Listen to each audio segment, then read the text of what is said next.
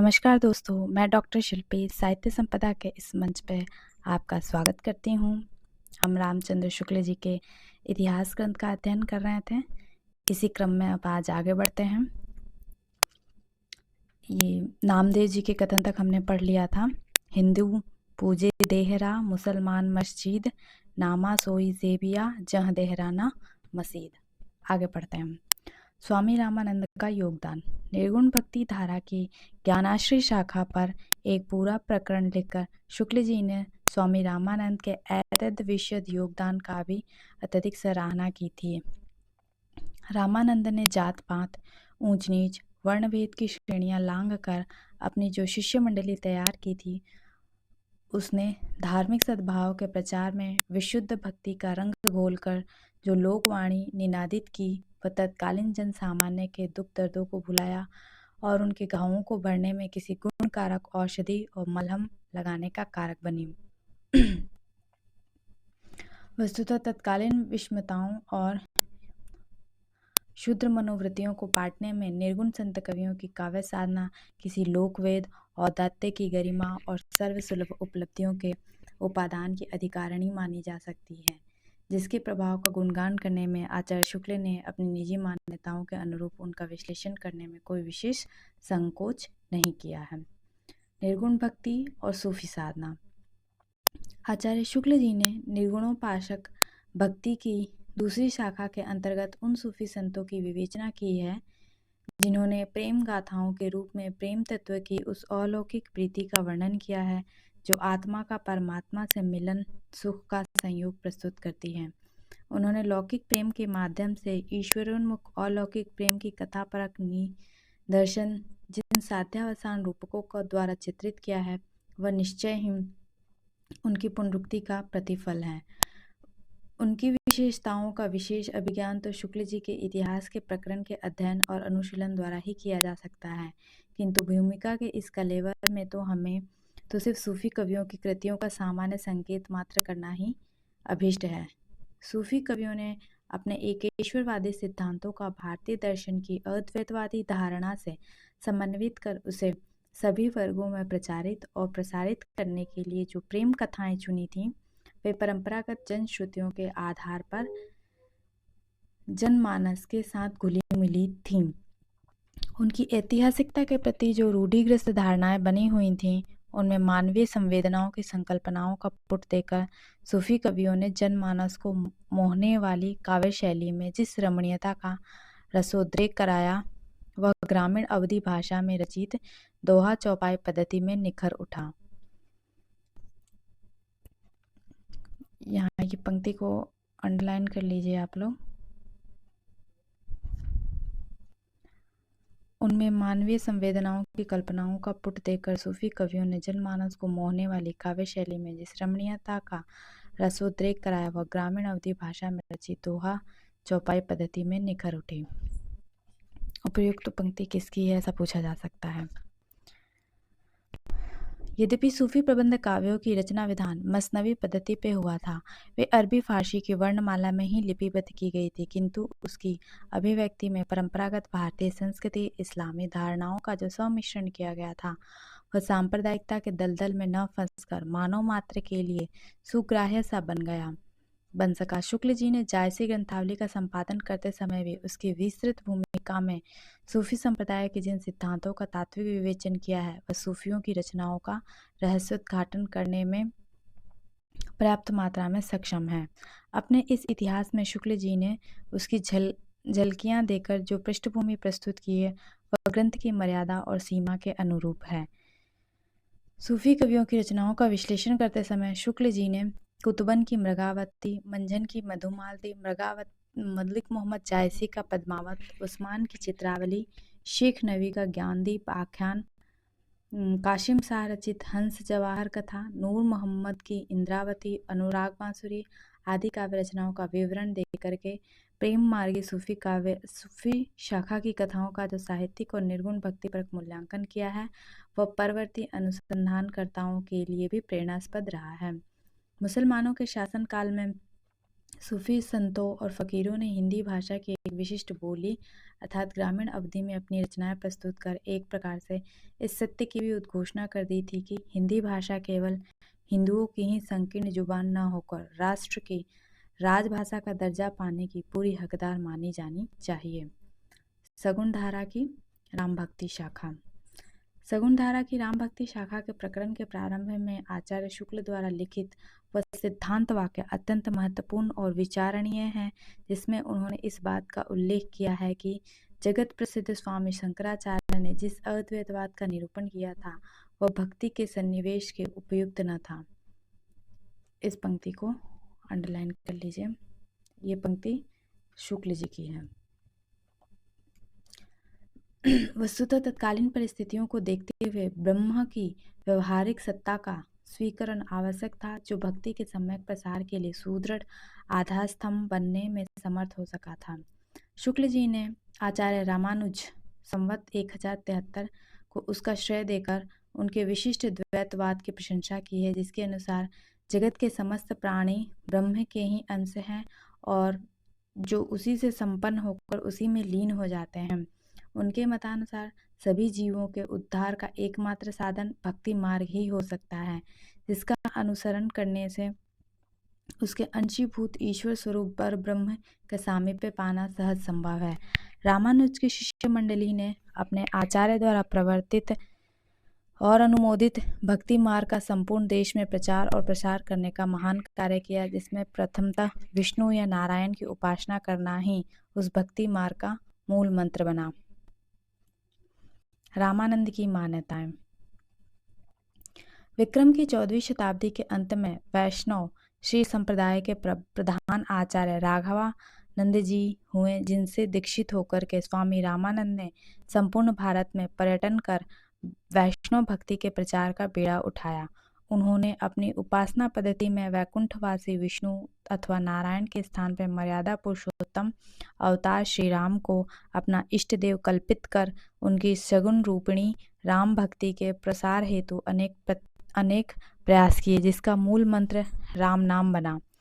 रामानंद की मान्यता के अनुसार राम भक्ति ही लोक कल्याण का अमोघ साधन सिद्ध हो सकती है, जिसकी उपासना पद्धति में किसी भी प्रकार के वर्ण भेद, ऊंच नीच, छोटे बड़े के भेदभाव का संबंध मान्य नहीं है।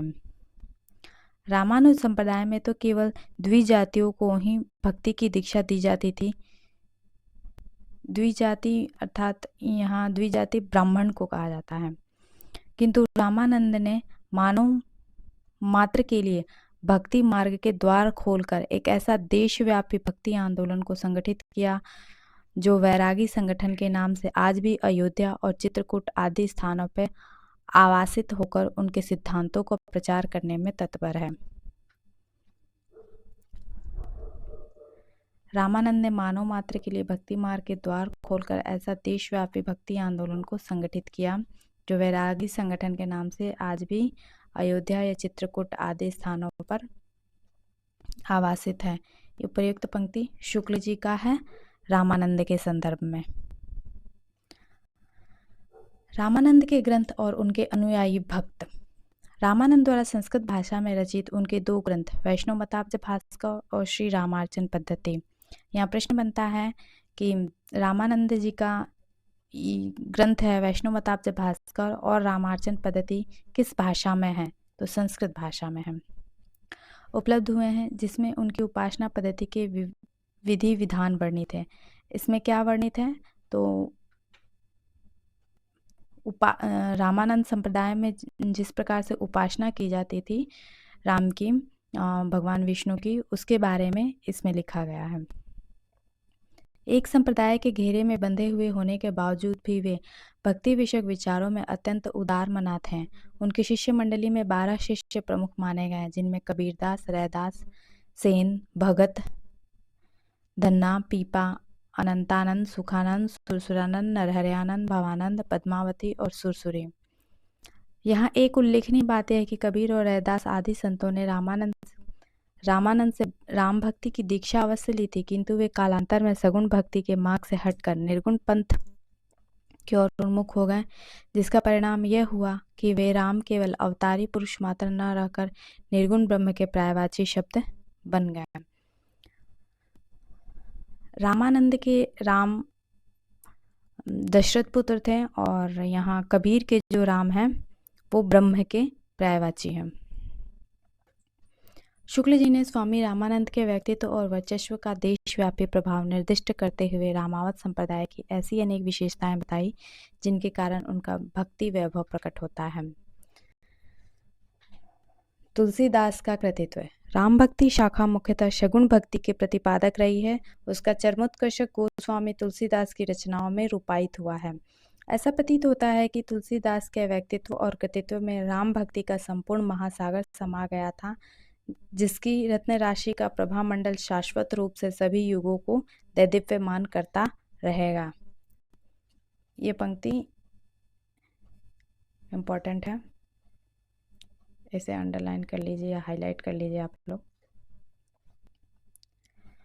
शुक्ल जी के अंतःकरण में उस महान भक्त कवि के प्रति अगाध आस्था विद्यमान थी, अतः उन्होंने अनेक भक्त सिद्धांतों को ही अपनी विवेचना का आधार बनाकर जो प्रतिमान प्रस्तुत किए हैं वे अनेक स्थलों पर रूढ़िग्रस्त और विवादास्पद विषय होकर भी आदरणीय बने हुए हैं। शुक्ल जी ने गोस्वामी तुलसीदास शीर्षक ग्रंथ में उनके काव्यगत उपलब्धियों और भक्ति विषयक अवधारणाओं का व्यापक विश्लेषण करते हुए उनका जो वैशिष्ट्यपूर्ण गौरव गान किया है, उसके पीछे कुछ प्रमुख बिंदुओं का प्रासंगिक उल्लेख उनके इतिहास ग्रंथ में भी हुआ है। तुलसीदास निश्चित ही हिंदी की काव्य रत्न माला के शिरोमणि हैं। इसके संदर्भ में जो कुछ भी लिखा जाए वो अपर्याप्त ही समझा जाएगा। अन्य राम भक्त कवि। राम भक्ति शाखा की परंपरा में स्वामी अग्रदास जैसे महान भक्त भी हुए, जिनके परम शिष्य नाभादास जी ने भक्तमाल नामक ग्रंथ में अनेक भक्त कवियों का संकीर्तन किया है। यहाँ प्रश्न बनता है कि नाभादास जी के गुरु का क्या नाम था, तो अग्रदास था। उस ग्रंथ पे प्रियदास ने एक टीका भी लिखी थी, जिसमें भक्तों की चमत्कारपूर्ण चरित्र के साथ साथ उनके भक्ति भाव का महात्म्य भी निरूपित किया गया है। प्रश्न ये है कि भक्तमाल पे सर्वप्रथम टीका किसने लिखी थी, तो प्रियदास ने लिखी थी। इसी काल में प्राणचंद चौहान ने संवत 1667 में रामचरित विषयक रामायण महानाटक भी लिखा था। इस भक्ति शाखा का एक प्रमुख अंग परम राम भक्त हनुमान का स्तुति पर गुणगान करना भी रहा था, जिसका शुभारंभ स्वामी रामानंद ने आरती कीजिए हनुमान लला की दुष्ट दलन रघुनाथ कला की पदावली में किया था। ये जो पंक्ति है हनुमान जी की आरती की, ये पंक्ति किसने लिखी है, रामानंद ने, स्वामी रामानंद ने। तुलसीदास रचित हनुमान चालीसा, हनुमान बाहुक आज भी राम भक्तों के हृदय का कंठाहार बने हुए हैं। राम भक्ति की विकृत स्वरूप। राम भक्ति शाखा किस प्रकार से विकृत हो गया आगे चल करके, इसके बारे में शुक्ल जी आगे बताते हैं। शुक्ल जी ने तुलसीदास जी के प्रसंग में इस बात का स्पष्ट उल्लेख किया है कि उनकी राम भक्ति में भक्ति का पूर्ण स्वरूप विकसित हो चुका था, अतः उन्होंने इस विषय में अन्य चर्चा करनी आवश्यक नहीं समझी। राम भक्ति शाखा का यह इतिहास संबद्ध प्रकरण अधिक विस्तृत न होकर उसकी संक्षिप्त विवरणिका का ही सूचक है।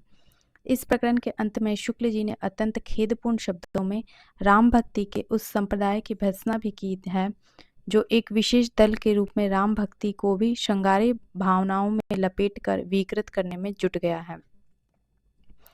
इधर कुछ वर्षों से मर्यादा को भंग करने वाले स्वामी रामचरण दास ने स्वसुखी शाखा के नाम से कृष्ण भक्ति के भांति मधुरोपासना की पद्धति चलाकर रामलीला और केली क्रीड़ा कौतुक के जो अश्लील व्रत कल्पित किए हैं, उनका बखिया उघाड़ने में शुक्ल जी ने कोई कोताही नहीं की है। राम भक्ति को विकृत कर स्वामी रामचरण दास ने जो स्वसुखी शाखा के नाम से राम भक्ति की एक नई शाखा निकाली है, उसमें इन्होंने राम की भी मधुरोपासना और केली क्रीड़ा करते हुए इसमें दिखाया गया है, जिसकी शुक्ल जी ने काफ़ी आलोचना की है। राम भक्ति के सखी भाव और तलसुखी संप्रदाय से भी शुक्ल जी को चिढ़ थी, जिसके प्रभाववश चित्रकूट में प्रमोदवन स्थापित किए गए और रसिक पंथ के नाम पर राम की तिरछी चितवन और बांकी अदा पे अश्लील गीत गाए जाने लगे। शुक्ल जी के मतानुसार तुलसी का भक्ति मार्ग ही राम भक्ति का आदर्श स्वरूप रहा है, जिसके लोक पावन चरित्र को कलुषित करने वाले रसिकोपासना से दूर रहने की चुनौती देकर शुक्ल जी ने राम भक्तों को सावधान सा कर दिया था। वल्लभाचार्य द्वारा कृष्ण भक्ति का प्रवर्तन। शगुन भक्ति की काव्यधारा में कृष्ण भक्ति को प्रतिष्ठित करने के लिए विक्रम की 15वीं और 16वीं शताब्दी में वैष्णव धर्म के प्रचार का जो भक्ति आंदोलन चला, उसके प्रवर्तक का प्रमुख श्रेय वल्लभाचार्य को दिया जाता है। आचार्य वल्लभ वेद वेदांत दर्शन शास्त्र के प्राकंड पंडित थे। उन्होंने अन्य भक्त आचार्यों की भांति शंकराचार्य के उस मायावाद का, विवर्तवाद का खंडन किया। उनके अनुसार भक्ति को अविद्या अथवा भ्रांति का ही स्वरूप समझा गया था। शंकर ने केवल निरुपाधि निर्गुण ब्रह्म की पारमार्थिक सत्ता स्वीकार की थी, जबकि वल्लभ ने ब्रह्म में सभी धर्मों को समाहार करना उचित समझा। उन्होंने ईश्वर के अंशभूत जीवों में ब्रह्मा की लीला को का ही विस्तार माना है। उनके मतानुसार अक्षर ब्रह्म ही अपने आविर्भाव और तिरोभाव की अचिंत्य शक्ति से जगत के रूप में परिणित होता है और उससे परे भी रहता है। वह अपने सच्चित और आनंद स्वरूप में आविर्भूत और तिरोभूत होता है, जबकि जीव में केवल सच्चित का ही स्वरूप समाया रहता है। जड़ में केवल सत्तत्व ही रहता है। अतः वल्लभ के मतानुसार माया की कोई भी सत्ता नहीं रहती। वल्लभाचार्य का भक्ति सिद्धांत के बारे में पढ़ते हैं। वल्लभाचार्य का भक्ति सिद्धांत भगवान कृष्ण को ही पर ब्रह्म मानकर परिवर्तित हुआ है, जो अपने दिव्य गुणों के कारण लीला पुरुषोत्तम भी कहलाते हैं। चूंकि आनंद का पूर्ण आविर्भाव उनके पुरुषोत्तम रूप में ही समाहित है, अतः कृष्ण की सभी लीलाएं नित्य और अनंत मानी जाती हैं। पुरुषोत्तम स्वरूप भगवान श्री कृष्ण ही जिस गोलोक में अनेक प्रकार की केली क्रियाएं करते हैं, वे क्रियाएं विष्णु के वैकुंठ लोक से भी ऊपर रहती हैं।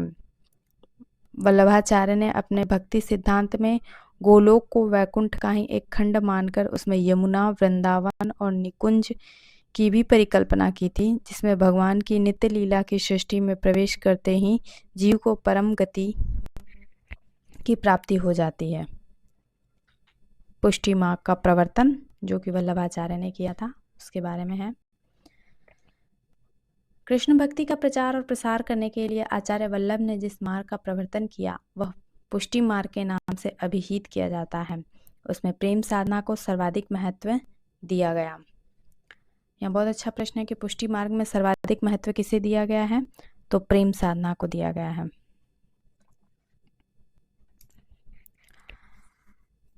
जिसके सम्मुख लोक और वेद की मर्यादाएं शिथिल पड़ जाती हैं। वल्लभ की मान्यता थी कि प्रेम लक्षणा भक्ति की ओर जीव की प्रवृत्ति तभी हो सकती है जब उसे भगवान का अनुग्रह प्राप्त हो। अनुग्रह का अर्थ होता है कृपा।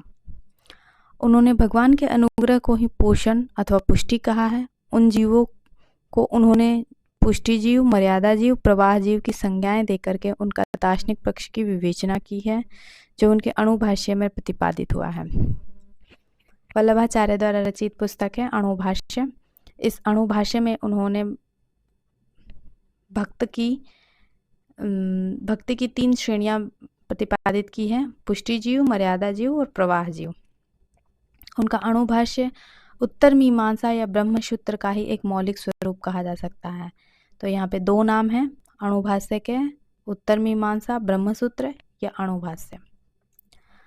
आचार्य शुक्ल ने कृष्ण भक्ति की भूमिका में वल्लभाचार्य के दार्शनिक सिद्धांतों के आधार पर ही उसे भक्ति की एक विशेष शाखा माना है, जिसका प्रचार प्रसार करने के लिए आचार्य वल्लभ ने भारत के प्रमुख भूभागों का पर्यटन कर अनेक पंडितों के शास्त्रार्थ में पराजित किया था। अंत में उन्होंने अपने उपास्य देव भगवान श्री कृष्ण की जन्मभूमि में जाकर अपनी गद्दी स्थापित की और अपने परम शिष्य पूरनमल खत्री द्वारा गोवर्धन पर्वत पर श्रीनाथ जी के विशाल मंदिर का निर्माण करवाया।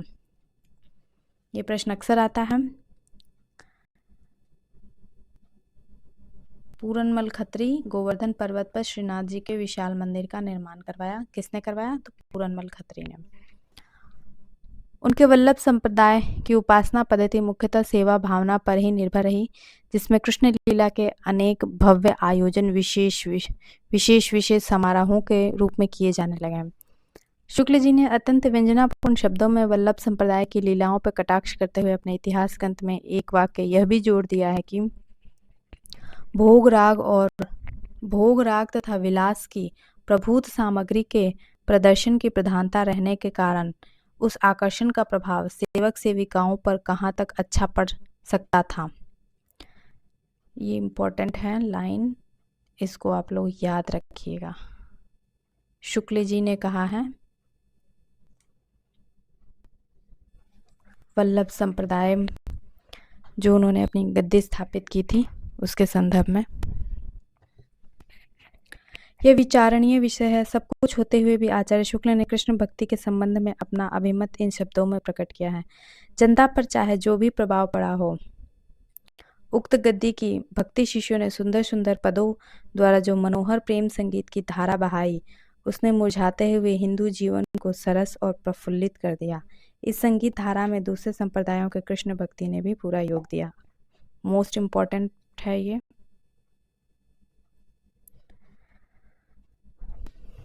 आगे बढ़ते हैं। कृष्ण भक्ति का मधुर रूप।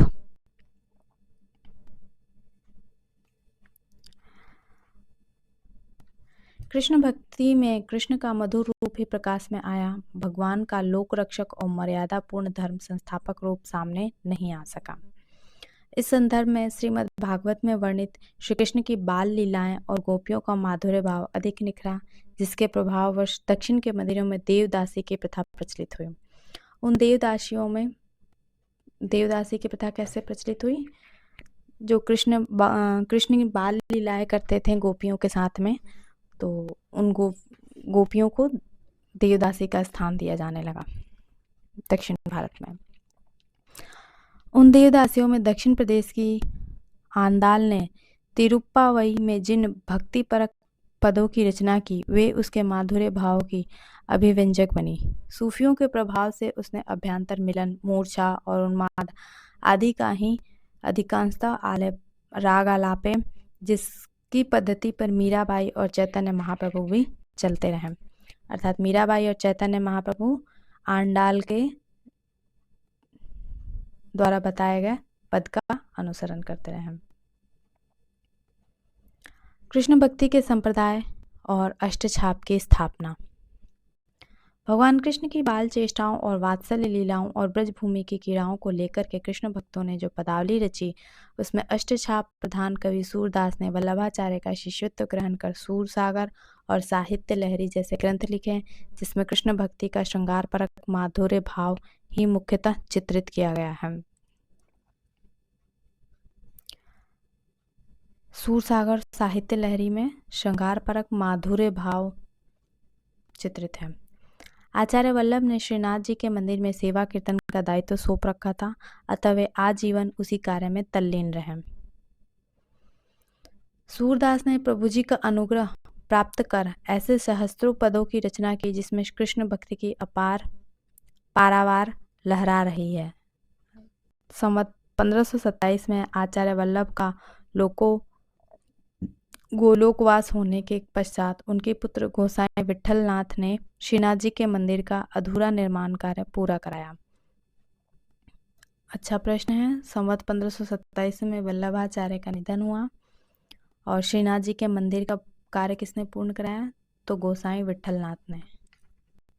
और अष्टछाप की स्थापना की, जिसमें सूरदास के अतिरिक्त नंददास, कृष्णदास, परमानंद दास, कुंभन दास, चतुर्भुज दास, चीत स्वामी, गोविंद स्वामी सम्मिलित किए गए। कृष्ण भक्ति के उसी कार्यकाल में गोसाई हित हरिवेश ने राधा वल्लभ संप्रदाय का प्रवर्तन किया। कहते हैं कि श्री राधा जी ने उनको स्वप्न में आकर के दर्शन दिए और उपयुक्त संप्रदाय की स्थापना का मूल मंत्र भी सिखाया। तो राधा वल्लभ संप्रदाय का प्रवर्तन किसने किया है? गोस्वामी हित हरिवंश ने किया है राधा वल्लभ संप्रदाय का प्रवर्तन।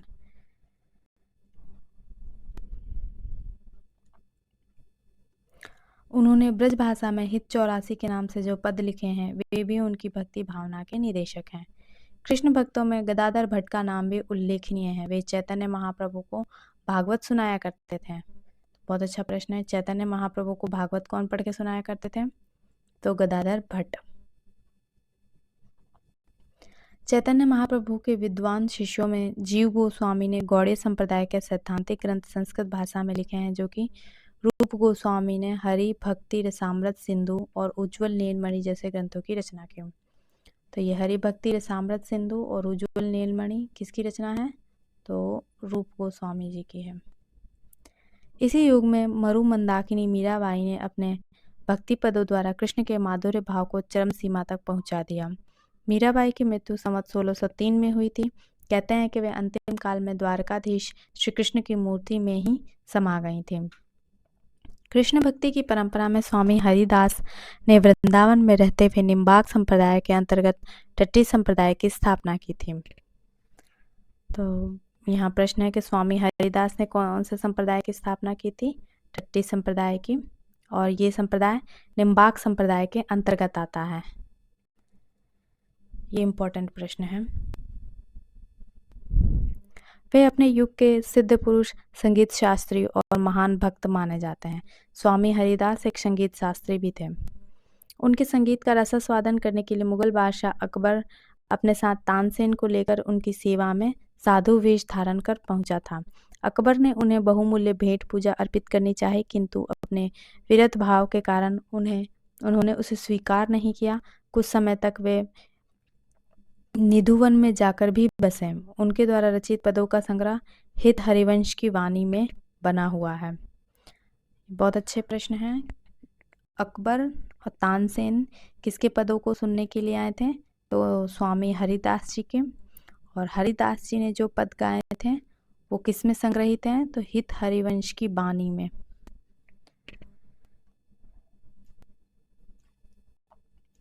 अन्य कृष्ण भक्तों की नामावली। शुक्ल जी के इतिहास ग्रंथ में जिन अन्य कृष्ण भक्तों की नाम गणना की गई है उसमें सूरदास, मदन मोहन, श्री भट्ट, हरिराम व्यास जी के नाम से भी प्रसिद्ध हैं ये। और पठान कृष्ण भक्त रसखान के नाम अत्यंत प्रसिद्ध हैं। उन सब कवियों के व्यक्तित्व और कृतित्व का वर्णन शुक्ल जी ने अपने इतिहास ग्रंथ में कर रखा है, अतः उनके विश्लेषण करने की यहाँ आवश्यकता नहीं है। इन सभी कवियों ने अत्यंत भाव विभोर होकर कृष्ण भक्ति का जो माधुर्य भाव आदर्श प्रस्तुत किया है वह हिंदी के भक्ति काल में अपना निराला स्थान रखता है। हित हरिवंश के शिष्य ध्रुवदास ने तो सब मिलाकर छोटे मोटे 80 ग्रंथों की रचना की थी। वस्तुतः कृष्ण भक्ति काव्य इतना अधिक विपुल और व्यापक है जिसे लेकर अनेक विद्वान और शोधप्रज्ञों ने अनेक प्रकार के समीक्षा ग्रंथ लिखे हैं। भविष्य में भी उनके लेखन की संभावनाएं बनी हुई हैं। शुक्ल जी ने इस भक्ति शाखा के प्रकरण के अंत में कृष्ण गढ़ नरेश, नागरी दास, अलबेली अली, चाचा हित हरिवंश दास, भगवत रसिक आदि भक्तों की भी गणना की है, जिन्होंने प्रेम और माधुर्य की अविरल सुधा स्रोत बहाने में कोई कमी नहीं रखी थी। शुक्ल जी के शब्दों में कृष्ण भक्ति शाखा के कवियों ने अपनी रचनाओं में सरसता और प्रफुल्लता का जो संचार किया है वह हमारे साहित्य के लिए उनका एक बहुत बड़ा उपकार है। भक्ति काल की फुटकल रचनाएं। भक्ति काल की चतुर्विध शाखाओं के ऐतिहासिक विकास क्रम निरूपित करने के पश्चात आचार्य शुक्ल ने भक्ति काव्य धारा विषयक उन फुटकल रचनाओं का भी विवेचन की है जो उनके समांतर दिशाओं में विकसित होती रही है। अकबर के शासन काल में शांतिपूर्ण वातावरण में उन्हें विकसित होने के अवसर मिले और राज दरबारों में कवियों के सम्मान के साथ साथ कविता का सम्मान भी बढ़ने लगा। उस समय अरबुद रहीम खान खाना जैसे उच्च पदस्थ सरदारों एवं स्वयं बादशाह अकबर ने भी ब्रज भाषा में काव्य रचनाएं की थी जो हिंदी साहित्य की लोकप्रियता को प्रमाणित करती हैं। नरहरि दास और गंग जैसे सुकवि, तानसेन जैसे संगीत सम्राट भी अकबरी दरबार की शोभा बढ़ाने वाले महान रत्न माने जाते हैं। भक्ति काल की राजनीतिक सामाजिक परिस्थितियों के बीच वीर श्रृंगार नीति विषय कविताओं का भी आविर्भाव के लिए विस्तृत क्षेत्र खुल गए। इस काल की फुटकल रचनाएं अधिकांशतः इन्हीं विषयों को लेकर हुआ करती थीं। छप्पे, कवित, सवैया और दोहे आदि छंदों का प्रयोग किया जाता था। उस समय मुक्तक रचनाओं के अतिरिक्त प्रबंध काव्य परंपरा ने भी जोर पकड़ा। अच्छे आख्यान काव्य भी उस काल में लिखे गए। भक्ति काल के फुटकल रचनाकारों में आचार्य शुक्ल ने जिन कवियों का विवरण दिया उनमें राजस्थान के छीहल, रायबरेली के लाल चंदास, हितरंगिणी के लेखक कृपाराम, महापात्र नरहरि बंदीजन, सीतापुर के नरोत्तम दास, महाराज टोडरमल, महाराज बीरबल, अकबर के दरबारी कवि गंग, मनोहर कवि, नीति और श्रृंगार के रससिद्ध कवि जमाल, अरबुद रहीम खान खाना, मुसलमान कवि कादिर बख्श, जौनपुर के बनारसी दास, अनूप शहर के सेनापति, प्रतापपुर के पोहकर कवि, ग्वालियर के सुंदर राय, मेवाड़ के लालचंद या लक्षोदय आदि प्रमुख हैं। यहाँ पे जिन कवियों को उनके स्थान के साथ में बताया गया है वे स्थान इम्पोर्टेंट हो जाते हैं। कभी भी प्रश्न बन सकता है कि बनारसी दास का संबंध किन स्थान से है, तो जौनपुर से है।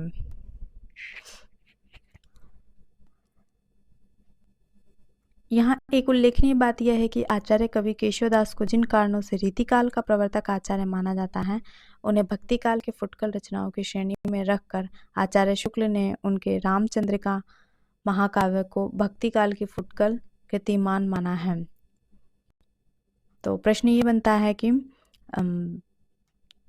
केशवदास को फुटकल कवि, केशवदास की जो रचना है रामचंद्रिका उसको फुटकल रचना भी माना है शुक्ल जी ने, जो कई दृष्टियों से उनका अवमूल्यन करने का ही दुष्प्रयास है। शुक्ल जी का यह मंतव्य उनके आचार्यत्व की विशाल गरिमा और समीक्षक सुलभ निष्पक्षता और निर्णय बुद्धि पर एक प्रकार से प्रश्नवाचक चिन्ह सा लगा देता है। शुक्ल जी ने रामचंद्रिका को फुटकल श्रेणी में रखा है, जबकि रामचंद्रिका एक प्रबंधात्मक महाकाव्य है। इसलिए यहाँ पे ये भूमिकाकार ने कहा है कि उनके निर्णय बुद्धि और निष्पक्षता पर प्रश्न चिन्ह लगा दिया गया है। उनकी यह पूर्वग्राही प्रवृत्ति सिद्धों और नाथों की गुह्य साधना, जैनाचार्यों की आख्यान परंपरा, कबीर जैसे महान संत कवि के मूल्यांकन में भी झलकती है, जिसका प्रयोग उन्होंने केशव की काव्य कला के विश्लेषण में भी किया है।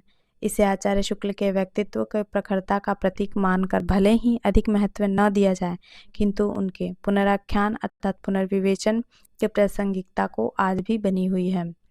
आचार्य शुक्ल के इतिहास का एक स्वतंत्र प्रकरण भक्ति काल की फुटकल रचनाओं के विवेचन से संदर्भित है, अतः हमने उनके द्वारा उल्लेखित कवियों की नामावली तक ही अपने इस भूमिका भाग को संकेंद्रित करना उचित समझा है। उसका विस्तृत परिज्ञान तो उनके मूल इतिहास ग्रंथ के अध्ययन द्वारा स्वतः ही किया जा सकता है।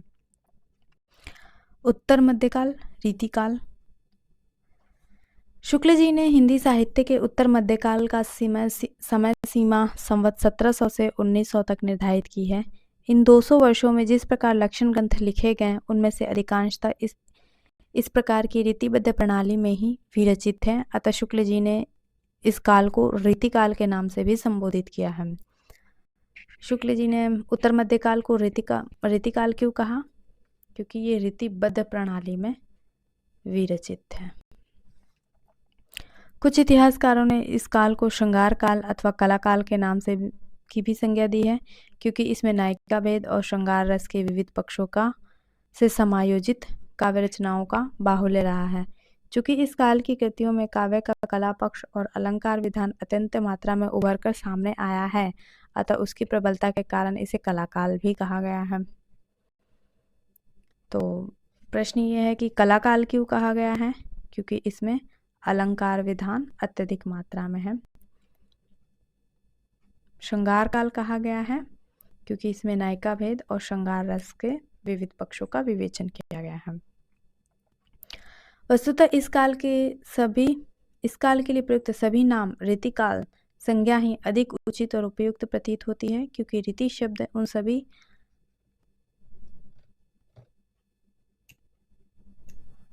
अर्थभेदों को अपने भीतर समाहित कर लेता है जो उस काल की प्रमुख प्रवृत्तियों के रूप में उन्मित हुई है। यहाँ रीति शब्द का अर्थ काव्य शास्त्र में विवेचित रीति सिद्धांत अथवा संप्रदाय से भिन्नार्थयाची अर्थ ही लिया जाना चाहिए। रीतिकाल के सामान्य परिचय के अंतर्गत शुक्ल जी ने यद्यपि उस युग की पृथक पृथक परिस्थितियों की विवेचना तो नहीं किया है, किंतु उसके प्रारंभिक प्रकरण के प्रथम वाक्य में ही यह लिख करके कि हिंदी काव्य अब पूर्ण प्रौढ़ता को पहुंच गया था, अपने मंतव्य को रेखांकित सा कर दिया है। उन्होंने रीतिकाल की पृष्ठभूमि में प्रथमतः कुछ ऐसे कृतिकारों का उल्लेख किया है जिन्होंने रस निरूपक अलंकार विवेचन की परंपरा पहले से ही चला रखी थी। संवत 1958 में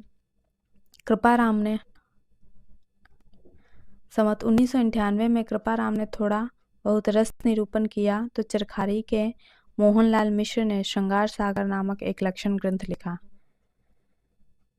अच्छा प्रश्न है ये।